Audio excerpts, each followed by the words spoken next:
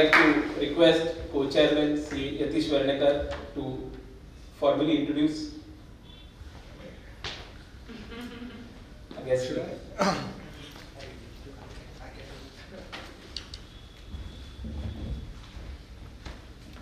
So, CA Shivani comes, I am prefixing the CA because I'm still having my notion.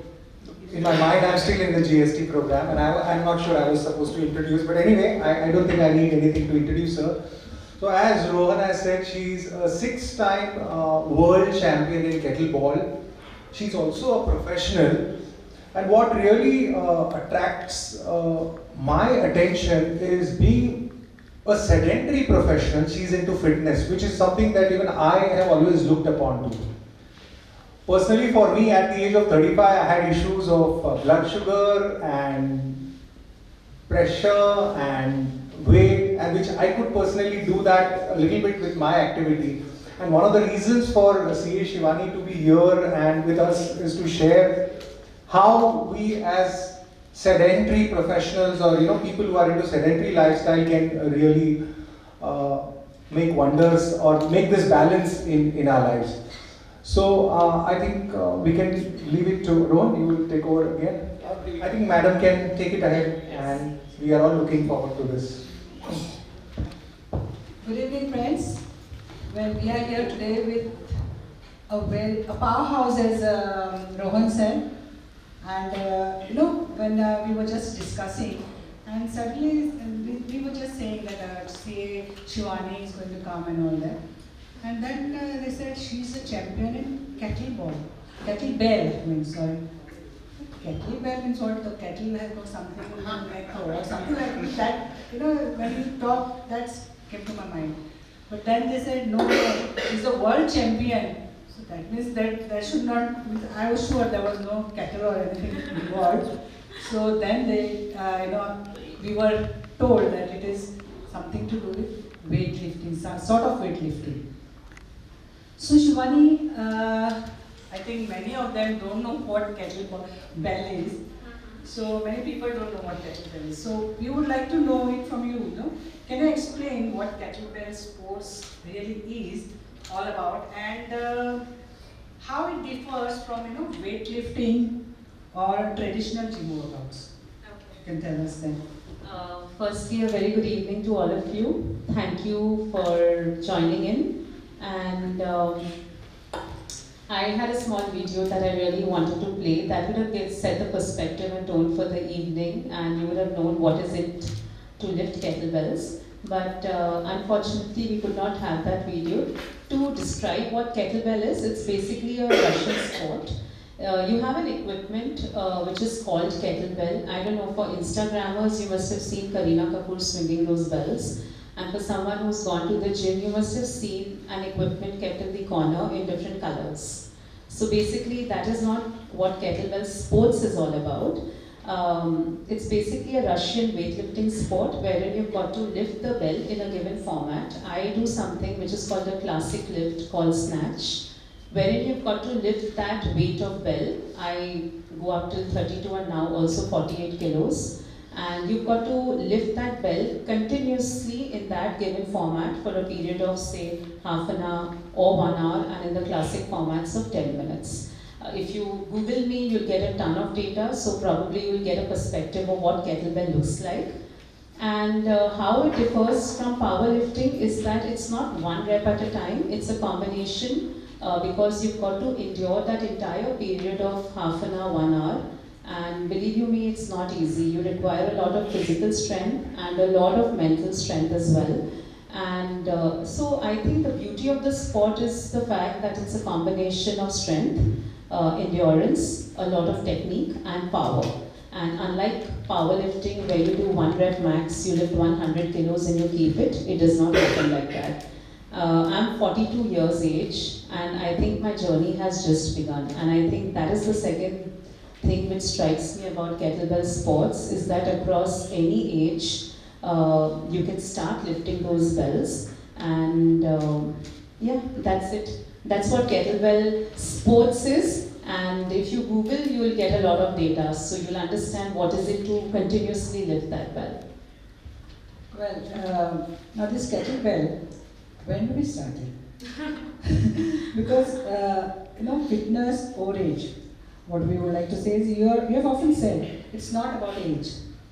It's about fitness. So how do you explain this powerful statement? How can we, someone at 50 feel as energetic as someone at 25? Could you just explain to us? So I always say that age is just a number, it's mind over matter. If you don't mind, it does not matter. So chronologically I'm 42, biologically if I was to really get myself tested, I'm sure I'm not more than 25, 26.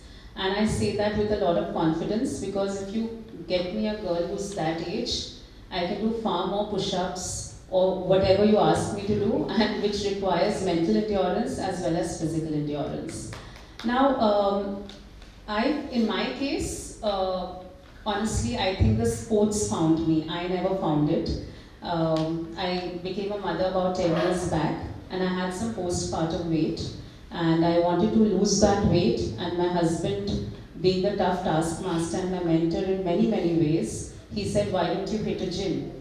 Now, for the life that I had led until then, I'm a kid of the 80s. I didn't know what is it like to hit a gym.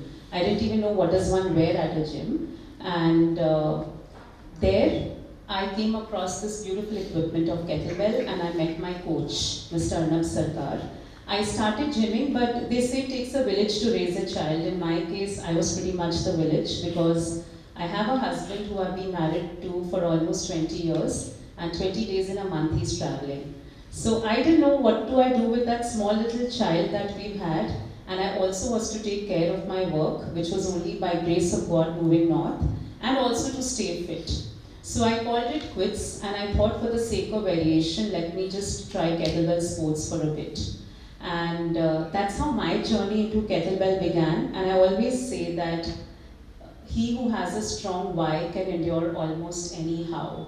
My why was to be a good parent. My why was to be a fit parent. My why was to be a happy parent, and that led me to be a 6-time world champion. Honestly, whatever I did, whatever I do, I never did it with the idea of becoming worthy of this platform. I did it because I knew I wanted to do it for myself and for that little life that we brought together. And this is where I am today. So I found my why. So for anyone who wishes to start, you have to have a very strong sense of why. Now, the beauty of the sport is such that you really don't need to be of any age. And I mean, you can start lifting belts even today, but just one caveat I always say is that you always have to do it under professional guidance because the sport is a little tricky. I've known people who've lifted belts and have never lifted those belts again. And so I think, yeah, but there is absolutely no age to start that.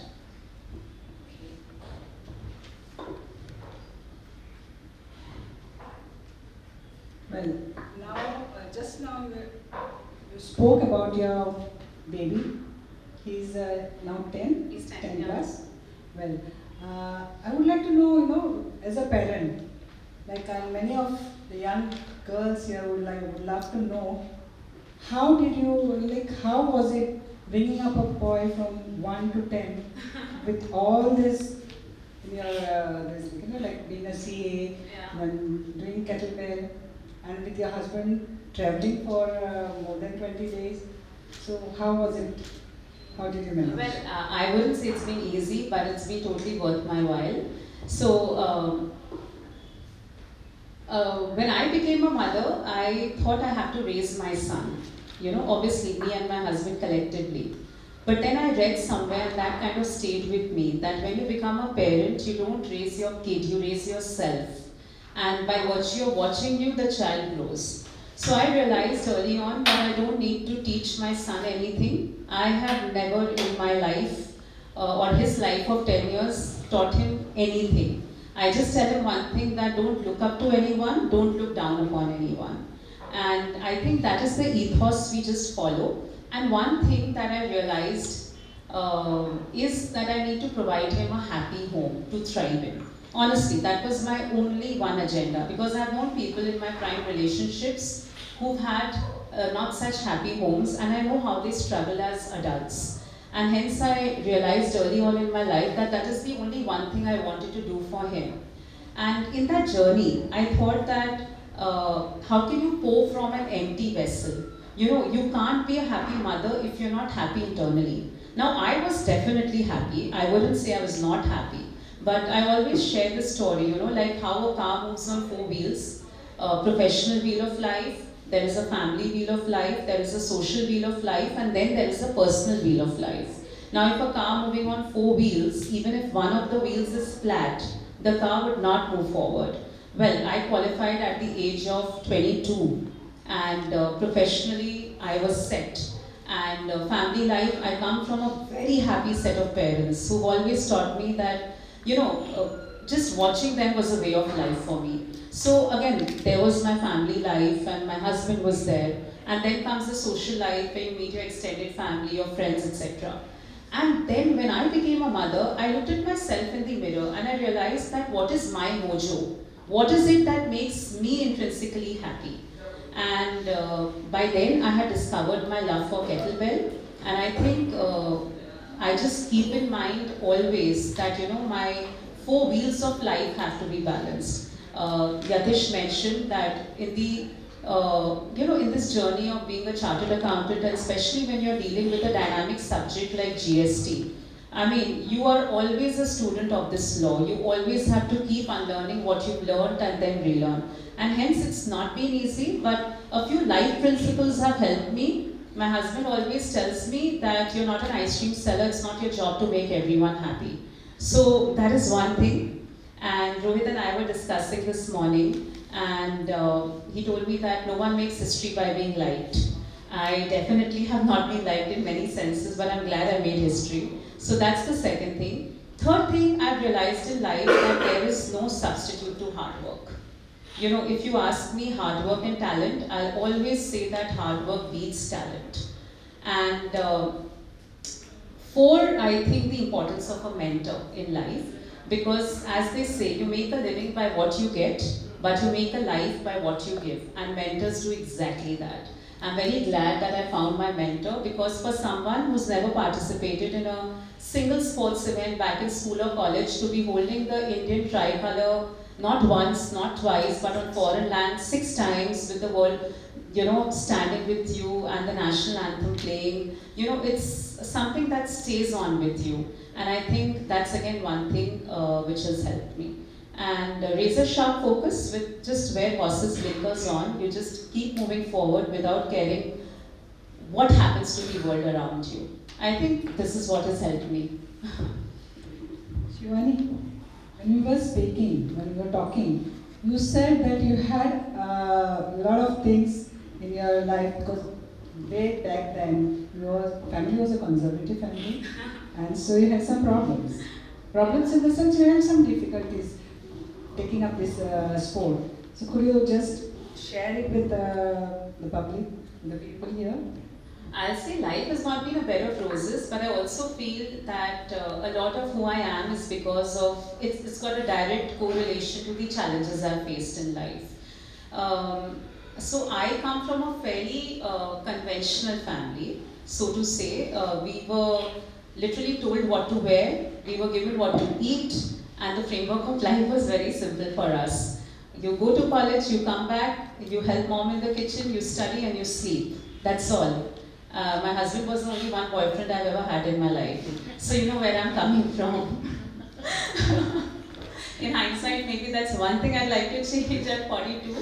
But having said that, there was so much of love always flowing around me in terms of the parenting I received. So when I looked at my father, because we were a joint family setup, and looking at him, I realized that life will always offer you 2 choices, faith and fear, and it's really your choice what you choose. So it's definitely been an uphill task. When I told my mother first time that I had a lecture, it was in Siliguri in 2008 on service tax. And I had to give her, I think, advance notice of 2 months, and then ultimately my father sent his factory manager with me as my bodyguard, you know. And he was obviously very happy because the talk was good, and back in the day, you know, Siliguri being a small town, there were hoardings all across, and he came back and he said that, Onek bhalo hoyeche. And then my father was somewhat convinced. And knowing the rebel that I am internally, and then when the spot came, I had to travel to Delhi, and I didn't have the heart to tell my mom. And I was discussing it with my cousin, and he happened to mention it, and then I get this call one evening, and my mother is almost as if I've committed sacrilege. She's like, Delhi, you want to go, and that too for a sports event, and you understand your son is so small right now. I was like, okay, to now where I can travel the world on a day's notice. I think I've really earned that. And I think that is what makes it so wonderful for me, that nothing was ever served on a platter to me. I had to, I wouldn't say fight, but there were challenges and there were obstacles on the way. But God has been very, very kind in that sense of the word, because there is an innate sense of belief in me that anything that comes my way, I will face it. So I think that, and needless to say, my husband has been a great mentor. He is extreme, like with him, it's like you play your A game or you play no game. And hence, I think that has also helped me be the person I am today. So I think, yes, it's not been easy. It still isn't easy, but it's been totally worth my while. Okay, Shivani. When people increasingly wish for a happy and independent old age, how does kettlebell training or regular strength training help in ensuring an active and happy life in our later years? I mean, before that, I'd like to know how many of you actually do any form of physical exercise, because kettlebell may be like a real tall ask. We'd rather start with doing some squats or body weight in the house. So can I have a show of hands? Like, yes, I mean, okay.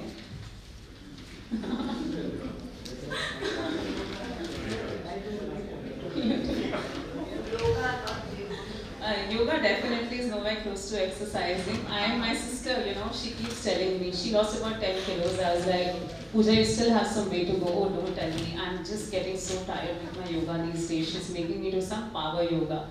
In all fairness, it's great. It's a great body, soul and mind connection. But when we talk about kettlebell sports, for someone who's not been into any form of fitness, I think it may be a tall ask. But I would say that how fitness helps you is, Rohan mentioned thrice that I'm looking very fresh, and honestly I've not done anything to look fresh. I think that is what sports does to you. And today morning when I met a colleague, he had this very nice way of complimenting me that Shivani is always glowing. You know, girls love to be complimented. And then when that compliment came my way, I looked at Rohit and I said, you never compliment me ever. He's like, I see you so much that I don't even know what last you look like. So, see, I think that fitness has a direct correlation with your mental state of mind, because in today's age and time, life is tough. There is no two ways about it. A, sedentary lifestyles, joint family systems are disintegrating. The sense of belief you had on your faith or religion, also that is crumbling down. I remember my grandmother used to spend an hour in the morning and evening doing puja and that mala. I don't see people doing that anymore. So I feel that rather than taking out your time and doing doom scrolling on Instagram and Facebook, if you take out that time and give it to your fitness, it's a direct science that it releases oxytocin in your body. It makes you feel really good about yourself. See, you're always work in progress. You look around and you see so much of beauty around you. But when you look at that person in the mirror, you should be very proud of who you're looking at. And even as a chartered accountant in profession, when we are handling crores of money, I would start with saying that as a professional, if you aren't capable of taking care of yourself, it starts with your body. How the hell can you take care of your client's work? I see no logic and disparity here. There is no way you can do that to the best of your ability. So I feel that physical fitness transpires into mental fitness. You are a lot more agile that way. Obviously, sports, as such, competitive sports teaches you a lot of life principles in a lot of way, but if I was to talk about only fitness, you try a half an hour session at the gym, and it could be as simple as what ma'am said, a walking exercise or something which is related to strength training or cardio. You'll see it translate into a direct mood shift. And obviously, it takes some time for your brain to also develop muscle memory and get used to that feeling.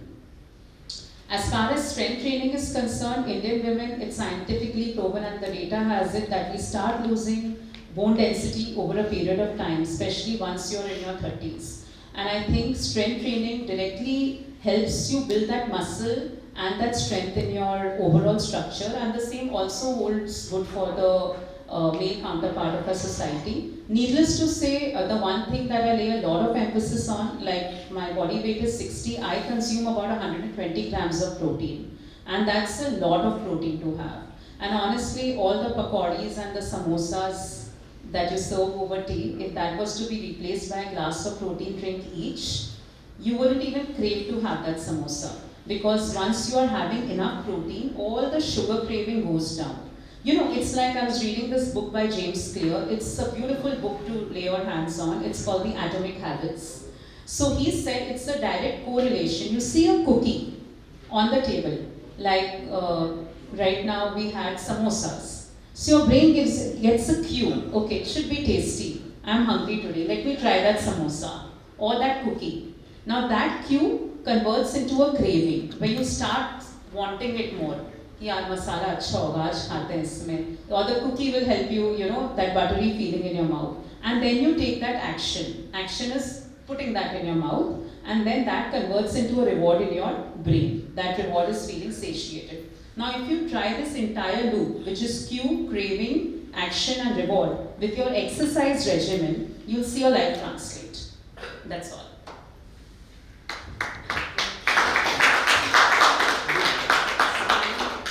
Really good, because just today, when I was going away from here, I started craving for cake. I had just met you and I had spoken to you, and after, while going, I said, no, but I should have something. So I went to that pastry cottage at Kampar and got down and went there. What is the shop is? They closed that shop, closed down, and they've moved to the other place. So what I did, I went there. And suddenly then I got a cake from there. Came home, had a nice cake, some sweet, and then came here. So this is craving, like what you said, I think we should try that now. Having some protein shake or something and see if that craving goes. Because these days I've been craving for sweets more and more. So, Shivani, they say the first 10 years shape the foundation of a child's life, right? So, what practices or values did you focus on while raising your son from age 1 to 10, which you have already told us? Now he's 11, right? Yeah, he just completed 10 years. Okay. So what in further on? Same thing? Or you have something else in store? Honestly, we don't have anything in mind for him. If you ask me honestly, if in a line I was to answer, I would say I want him to be a happy person, because rest everything else will fall in place. Life teaches you practically everything. The second thing I always tell him is to have a sense of belief on the divine. The other day there was a bomb scare in his school and he said that, Mom, I was scared. I said, yes, you must be scared, but what did you do? So he said, I just held on to my locket. He wears a Hanumanji. So for that 10-year-old to know that there is someone who's protecting me, could be anyone for any person, but I think that sense of divine, it really helps you manifest a lot of things which translate into results in your life. And the third most important thing I have told him is to have a sense of empathy, because that I think is a great skill set to have even as a leader. You know, you walk into an office and you see that your staff has not done work and you're like, ये काम क्यों नहीं हुआ? You know, करके दो मुझे. Vis-a-vis, okay, you call that person into your chamber. I see this is not done. Is there something going on in your life? Can we talk about it? So, you know, there is a shift, but you still have got your job done. So I think that's that. And fourth, I'm asking him to find a mentor for himself. Certainly, I can't be that person for him, because the one person I wish he never becomes like is me. And So I've told him, and I've got him like a a semi-mentor right now, which is my dear friend Rohit. So whenever he's in doldrums, I tell him to just call him and ask, because I think the one thing which has transpired in my life over the last year and a half is also to find a good friend. See, I come from such a solid family in terms of the love that you get. You never really had to fend for friends outside. But then when you find that one person who you feel, is around you, I fortunately read, and I came across this one rule, and which both Rohit and I always follow. Like, it's called the 4-minute rule. Like, it's generally hi, what's up, it's okay. So the other day I was to message him and he did not respond, and this is a real life instance. And he said, it's 1 p.m. you didn't call me. I said, I dropped you a message in the morning and you just didn't bother to call me. I said something was going on and you should have at least had the courtesy to call me. He said, but you didn't even tell me anything. You just said hi. Like, how am I supposed to know that you need my help? So then we followed that 4-minute rule that, you have 4 minutes. Or because it's again proven scientifically that if you are in the middle of something and if you have that one person you can speak out to and who can really guide you the right way, it only takes 4 minutes to actually de-stress. So I think that is what I told my son also. Find a mentor and maybe find a good friend for yourself. Okay.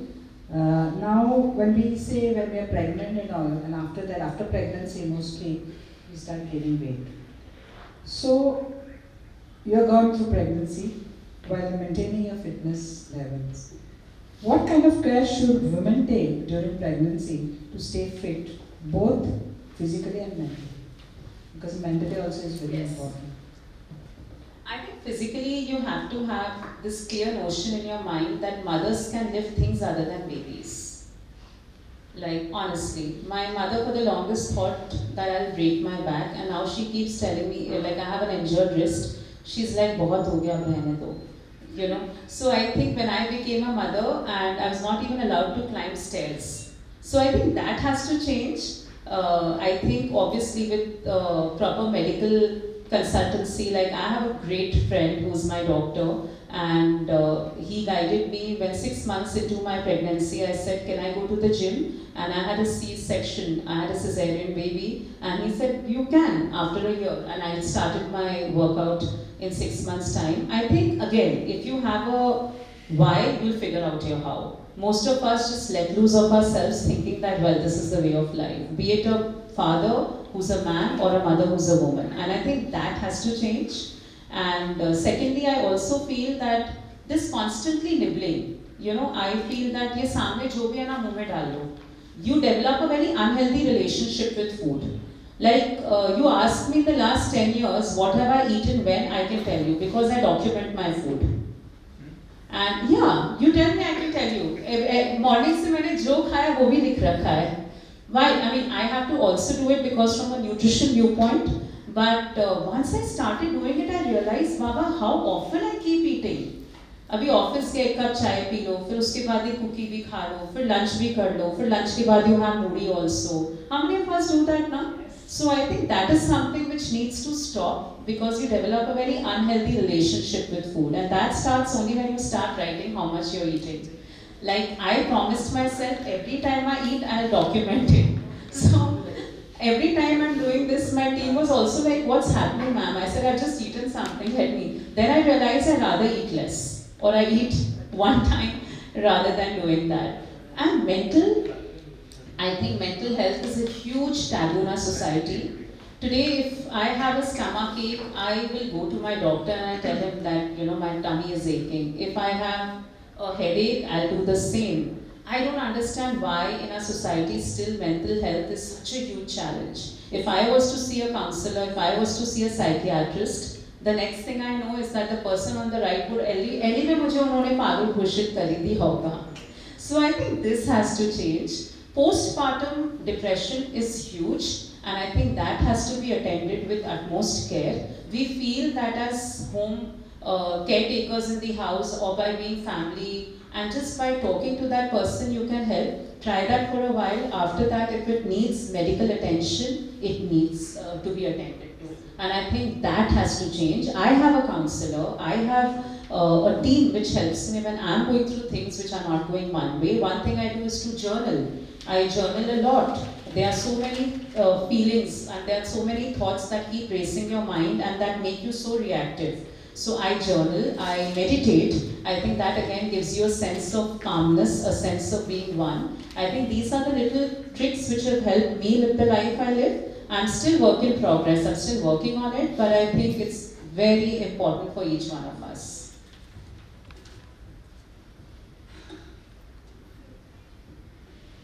Okay. There's often confusion between strength training and weightlifting. Could you explain how strength training, especially through kettlebell, is different and often more beneficial than traditional weightlifting?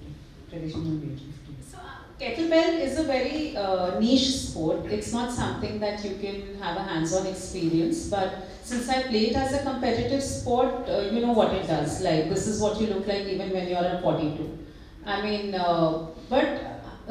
strength training otherwise also you can do, which can be body weight. You can start by doing simple squats in the house. You can start by doing your push-ups. And when you hit the gym, then you start with a little bit of weights, which is 2 kilos, 4 kilos, 6 kilos. It basically helps you gain that strength in your muscle, which after a certain age, Indian women in particular start losing bone density. So if I was to fall at 50, at the age of 50 vis-a-vis a person who's not strength training, maybe she'll have a higher chance of breaking her bone vis-a-vis me. This is what strength training does to you. And about the protein intake, you said you take 120 every day.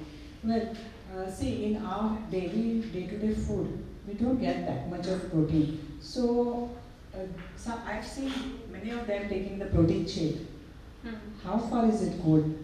Like people, I at least used to feel scared that protein shake will, I'll get something else, some other step. This, in my food if you take that. Is it good to take that protein shake or bad? I mean, I can only speak from my point of view. I mean, I've had people said that their liver and kidneys can be damaged if they have a scoop of protein. Now that's stretching it way too much. मेरा पेट में तो कुछ नहीं हो जाएगा. Now I was relating this instance. There was a friend of mine and we had gone for an association's picnic. So we were all unwinding and we had some hookah also.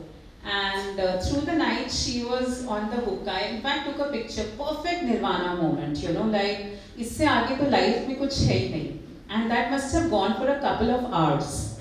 Now the next day we were on that ship, boat, whatever. And many people look up to me for fitness advice. Most of them don't follow nothing, but they still want to come and ask. I don't know why. so she came to me and she's like, Shivani, I want to ask you something. And this is like a pet question everyone has now. Can I have protein? I said, see, you are fairly obese and you don't work out. You don't need it right now. But when you start your workout, and because Indian women, I'd say, per kilogram of body weight need at least 1.25 grams of protein for even a sedentary lifestyle. So if you're getting that, well and good. If you're not getting that, and I can write it on a sheet of paper, Indian women are not consuming more than, on an average, 40 to 50 grams protein in a day, which is almost half. If your body weight is 70, 75, if someone who's less, unka to aur kam hoga. That means you're highly protein deficient. And that's obviously a recipe for disaster because then starts your craving for all the samosas and the pakodis. It's science. If you are good, well fed with protein, your cravings will come down. You don't have to abstain from not eating. वो होता ही नहीं है craving. But coming back to this instance I was relating. So her next question was that मेरा liver तो नहीं damage हो जाएगा. ऐसे पूरी रात तो आपने हुक्का लिया है. ना हुक्का, लंग्स की आपको कुछ नहीं हुआ. अभी एक स्कूप प्रोटीन डेली खाने से तो मैं क्या ही बोलूँ उसके लिए. I am a great believer of protein. I feel that Indian diet in specific will not fulfill your requirement for protein. If you were to make it only from the diet, your calorie to protein ratio will go up. Because 1 spoon of sattu में आपके शायद से 5 ग्राम भी protein नहीं है, 1 scoop protein में आपको 24 ग्राम मिल रहा है। तो आप बोलो कि मैं 5 ग्राम सत्तू रोज सुबह घोल के पीऊँ, and you know that is how many calories? That's more than 350 calories. So you obviously had to be, like the other day I was very hungry and I went and I had a dhokla outside my doctor's chamber. How many of you feel dhokla is like light? You know dhokla pata hai na yahan kya hota hai? You feel very light na after eating it. I had to put my food down na. So I saw ki, I understood. Then I said 1 piece of dhokla is 350 calories. And you have to run 7 kilometers at a pace of 6 minutes to a kilometer to burn that kind of calorie. So you have to be very mindful of what goes in. That's all. Yes, that's true. Because even if you have one samosa, 350 to 400 calories is too much. And we used to just eat, no? So I had just started that, no? Imagining and eating. I did it for 1 month or 1.5 months. After that, gone. I was fed up of weighing it and eating. So now it's back to square one. So I just follow a simple recipe, ma'am. I eat the same food 30 days a month. Same food? Yeah, morning is protein shake, afternoon is salad and eggs. Only protein shake? Morning, yeah, 10 years my breakfast is just be protein shake. Nothing to eat? No, I have also hunger. No, nothing. And evening you have a sauté vegetable which you know wo ghuma phira ke wo hi hai. Only on days I want to sin, those are separate days which are my cheat days. Those days I document separately. But otherwise ये daily का झमेला में जाना ही नहीं है. रोज एक ही type का ही खाना खा लो. बस. I heard one cricketer, he also does the same thing. Anushka Sharma something. Okay. You said your biological age is 20, though you're 42. Remarkable. Yes. Yeah. Well, so is this reversal in aging largely due to kettlebell training? Can strength training really slow aging? Slow down aging?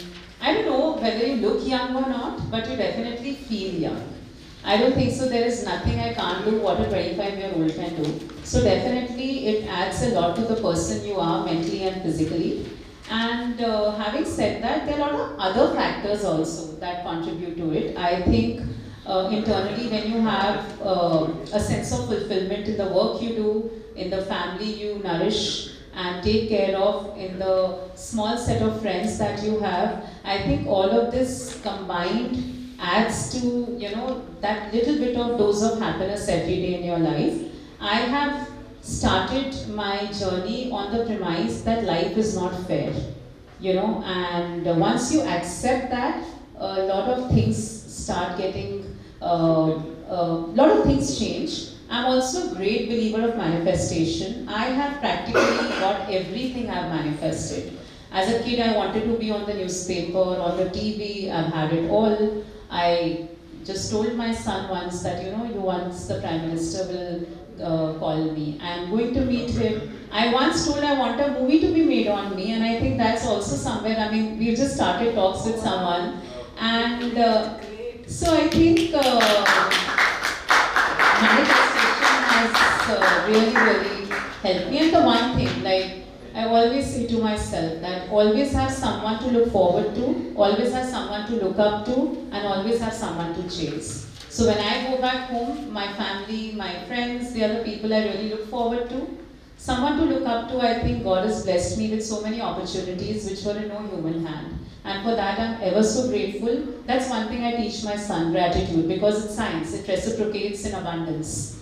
And the third thing is someone to chase. If you ask me who my hero is, at 30 my hero was 10 years away, at 40 my hero is still 10 years away, because I'm always chasing a better version of myself. So yeah, that's what helps me. Okay, one last question. You know, there's a myth that women who train with weights start looking masculine. So what's your message to girls and women who are afraid of to take up strength training? I I don't know if I'm looking like a man to you right now. And if that's what your answer is, I lift up to 32, 48 kilos. I'm doing that 3 hours daily. And it's definitely not made me look like a man. So I'm sure it wouldn't make you look either. So that's that.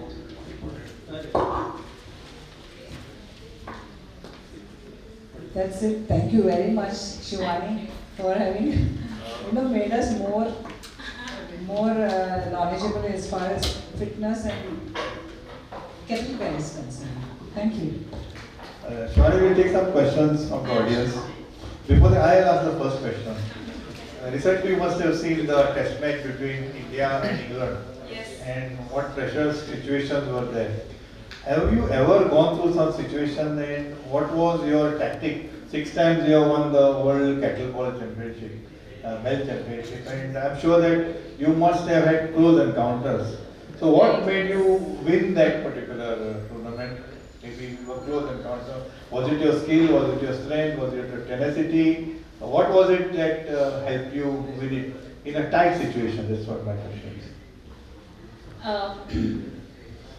I'm like a nervous wreck on stage when it comes to lifting kettlebells. My first was in 2017 in Uzbekistan, then it was in 2018 in Australia, followed by 2019 in Greece, 21 in France, 23 in Greece, and then recently in Belgium. The first time I went and my co-athlete Vinay, he was like, "What did you just do?" I said, "Why? What did I just do?" My left arm is supposed to be stronger, so I'm supposed to start with my left. I was so nervous, I started with my right. And what happens is that kettlebell is a very unique sport. When you start gripping the bell harder, everything starts falling apart.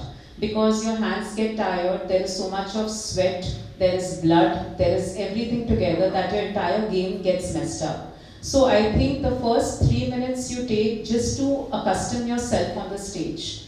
Now, unlike cricket or a football, which is a group game, this is an individual sport. So the pressure on you is even more. I am very nervous. I take to meditation. I do some journaling. But I'd like to share one instance, and this was last time around, and this was in Belgium because I was the only one from India who actually qualified to be representing at the World Championship in Belgium. And I had to travel all the way alone, and which I don't think so I had done, but I'm still not very comfortable. In my mind and heart, I'm still somewhere very timid when it comes to going that far alone. And then the pressures of this game, because I was playing a 1 hour format, wherein I had to snatch a bell, and I got my MS ranking, which made me India's only athlete to be getting that ranking, which is called the Master of Sports. And I did about 892 repetitions continuously. I wish they could have played the video. I'll still share it so that everyone can have it. 894. The one person I was obviously in touch with was my coach, because even he knows that I get very nervous. He was coaching me. My husband definitely, my aunt, but he's someone who's very strict. He's like, if you're getting nervous, there's no way, you still have to do it. And then there was my friend Rohit, and I was on constant calls with him. And I think, apart from my husband and my coach, he also handheld me through that entire journey, that see, it's going to be okay. And so much so that obviously the Belgium time and the Indian time are hours apart. And I was like, you have to make sure that you watch the first rep and you have to pray for me. And I think throughout that entire set, he was hand-holding me virtually. And that is when I realized the power of having one good friend in your life who makes up for an entire tribe of thousands of friends. And I think that in particular really helped me the last time around, because I was very nervous. I was doing a 32 kilos also, which was never attempted by any Indian woman athlete before. And I was like I had so many switch words and so many numbers written all over. But I think I'm ever so grateful to him for being there for me at that time and hand-holding me through that entire process. So I think this is what really helped me, and I'm very sure that I couldn't have pulled it off earlier alone, and I can't pull it off even in the future. I still will need my tribe, which is a very small tribe of people I really look up to and I really believe in. And that apart, obviously, a ton of hard work, a ton of discipline, and most importantly, a sense of consistency. Fantastic, fantastic. Any questions from the audience, please? Anyone? What Yes, about Girish. muscle pain and all that when you do that? What about muscle pain and all that? After you So a good diet helps you recover, and I'm a great believer of supplements. So there are supplements which help you recover. Like I, for one, I take about 10 supplements in a day because for my muscle recovery. There's glutamine, there is ZMA, there is creatine. So a good combination of nutrition along with a scientific backing of supplements will help you recover much easily. And because after that I have no rest days. I mean, you have to straight go to office, and once you're home at 7:30, then you have to be a mother again. So there's a lot of things going on. So I think good nutrition helps. And I think we often undermine the importance of good sleep. I think most of the body's recovery happens at sleep. You have to get about 2 hours of REM. And I think till and unless you get your 7 hours of deep sleep, there is no way your body can recover. Yeah, Girish, go. what is your practice regime for kettlebells? You are I preparing practice to for work- 3 hours daily, and I have one rest day, and that makes it effectively about 18 hours in a week. And right now is my off season because my wrist is injured, so we are doing a lot of assistance work in the gym. Your hands indicate Yeah. that you are not practicing. Yeah, I'm not doing that right now because of the wrist injury. But having said that, we do a lot of assistance work, which is building your strength and which can translate into better lifting on the stage. All the best. Thank you, sir. Yes, Rushali, ma'am. You are practicing chartered accountant as well. Yes. Yes. How do you balance your profession and sports? Well, because lifting kettlebells doesn't pay bills. and and I think that it's never about multitasking. I mean, I always feel that if you want to do something, you'll always find the time to do it. It's never about having time, it's always about making time. You have to say no to a lot of things. In fact, Warren Buffett once said that the difference between successful and very successful people is that the latter say no to almost everything. I think, yes, I've done that. I've read this book called The Art of Saying No. And I think that has also helped me a lot. Yes, Gerard, sir. Just a question. Just to expand on the earlier question, what sort of a regime do you follow in exercising? Is it like, jogging, there's various things, or is it one type of? No, it's a very structured format, sir. I mean, I'm invited as a chief guest to many forums also. So one such forum was a cricket thing. So even to play cricket for 10 minutes, I had to ask my coach for permission. So you can't do anything and everything because you have to be a certain body weight when you're competing. You can't be, if I'm above 60 kilos, then I'm having to compete with someone who's 65, which is a fair disadvantage to me. So you have to go on fastings of 2 days also to make sure your body weight is meant to be 60. So A, that is very important, and B is that I don't want to lose muscle right now, so I can't do anything which is cardio. So when I say cardio, then your heart rate has to be in zone 2. And then again there is a way you calculate that, which means when you're running, you have to make sure your heart rate does not exceed 120 BPM. So it's very structured. Everything that I also do in terms of assistance work has to translate directly into something which can potentially help me lift my kettlebells better. It's not for the way I look aesthetically, it's not to make me look better, it's to basically pursue a very structured training to help you lift kettlebells better and make your country proud. And as a byproduct, you look the way you look. That's all. So it's basically 3 hours, which is about 3 days of kettlebell lifting and 3 days of assistance work at the gym. Thank you. Thank you, sir. Yes, Peter? Good evening, ma'am. You said about you joined the gym to lose weight after pregnancy. So, while weight loss is always given a lot of emphasis upon, I feel weight gain, especially in India, isn't given that much emphasis upon because I find it very difficult to gain weight. But once one slide over the fever and I like lose, say, 0.5 kg. So I wanted to know what would be your advice for someone like me or people that are skinny, whose body weight is not as per their age or height. How would it be easier to gain weight or gain muscle rather? Okay, great question and thank you. And I'm so glad there's someone who's such a senior person in the audience, and then you have someone who's so young. That means whatever I'm speaking is resonating with all of you. But okay, to answer your question, I have never, when I started my journey into fitness, that was my first ever foray into fitness. And I wanted to lose my postpartum weight about 7 kilos. And that's how my journey started. But as I just mentioned, aesthetically how you look or how much the world loves you becomes a byproduct of your journey. And my journey was, obviously then, since I'm representing the country, is a different thing. But if I was you, I would want to stay fit. I wouldn't want to be thin or I wouldn't want to be fat. Having said that, depending on your body parameters in terms of your height, your weight, etc., you need to be of a certain weight. Now, if you're not being able to achieve that weight, I would get a proper nutritionist on board to understand what is it that's lacking in my diet.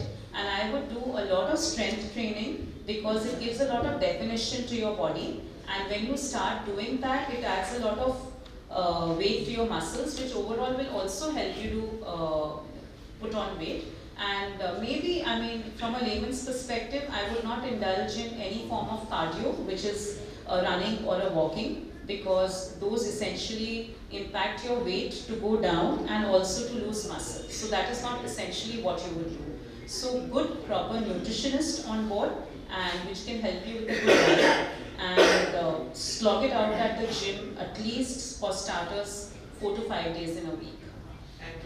But that's a great question actually. You know, like we always talk about weight loss, we never talk about weight gain. And we never talk about staying fit actually. Thank you, and do some formalities to complete this event. I request the chairman of our Consumer Protection Cell, Mrs. Amita Salatri, to kindly present a bouquet to our guest. Mrs. Agarwal. I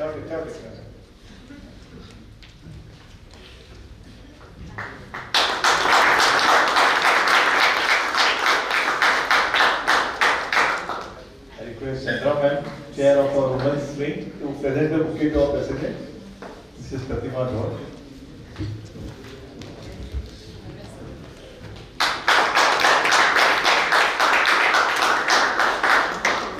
And I request the president, Mrs. Pratima Dhor, to present a token of love and affection. And I'm sure this is protein food, ma'am.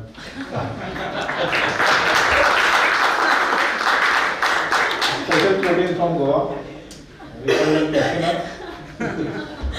No gluten. Okay, thank you. And it's now time. I request Madam Korea Afonso to kindly propose the vote of thanks.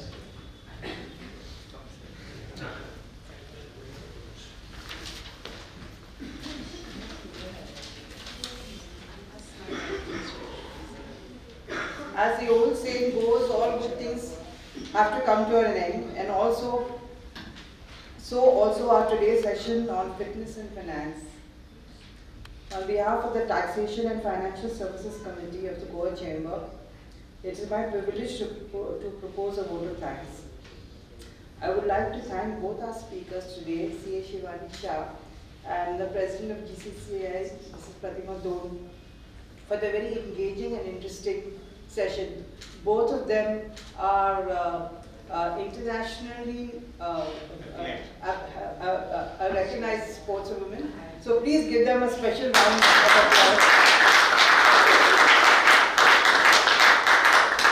I'm sure the audience has many takeaways from this very interesting session, where we've heard how a combination of sports and discipline helps one to fine-tune focus and thereby achievement. Let me tell you, I mean, I didn't know much of kettlebell, and I don't think I'd be able to do the kettlebell, but I'm happy to hear about that. And it's like every dream of every woman to be to have a biological age half a chronological age. So at least it acts as a, what should I say, as a initiative to get into some sort of sports, yes. And of course we have to move the craving, action and reward away from the carbs into protein. And to go this thing. Shivani showed us that how basically it's mind over matter. Nothing comes easy. It's a lot of slog. And but however, when the tough gets going, the going gets tough. The tough gets going. We would also like to thank the chamber management, Mr. Sanjay Munkar, Mr. Palikar, and who are other staff behind the scenes who for their efforts in making this possible. And especially Rohan and Yatish, who have been the spark behind this whole show. Please give them a round of applause. A special thanks to our audience today for your participation, which of course was a big part of the success today. Thank you to you all. Give yourselves a clap as well. As we say in Goa, Yo Bore Korum, God bless and have a good evening.